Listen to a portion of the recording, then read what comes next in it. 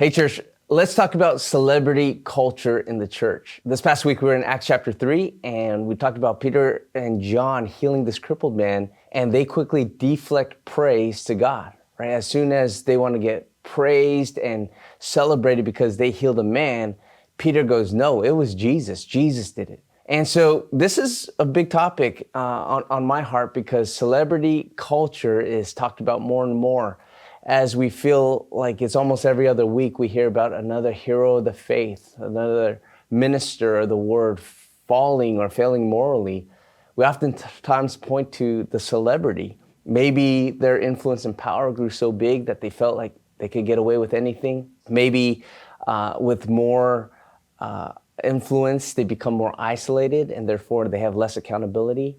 Or maybe with growing platforms, they have growing pressure, and that pressure leads to unhealthy habits to cope with that pressure. And a lot of times we point to their celebrity getting too big for their own good, and we can burn them at the stake and criticize them for who they've become. But let's be real, church. Let's think about it. Oftentimes, it's us in the seats, those of us being served, that help contribute to that celebrity culture. We celebrate the servant too much because celebrators create celebrities. They're just being people who get celebrated a little bit too much. So as much as the servant needs to deflect man's praise, we too ought to direct our praise. Where? Well, to God. So instead of saying to a worship leader, man, you have an amazing voice, you sing so well, we can say, man, the Lord really ministered to me through this time of worship.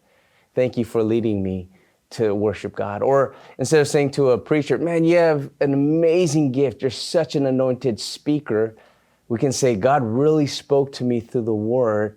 Thank you for helping me see God. Instead of going to a leader and saying, man, you lead so well and I want to follow you, you can say, here's how God's leading me.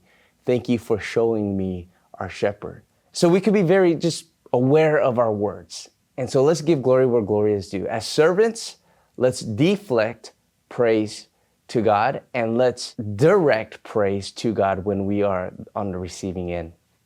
Let's give glory where glory is due because God did it. God is the one who is working in our lives. And so, church, let's grow as a church in action. Let's continue to exalt Jesus and praise Jesus, the famous one. God bless you, and we'll see you soon.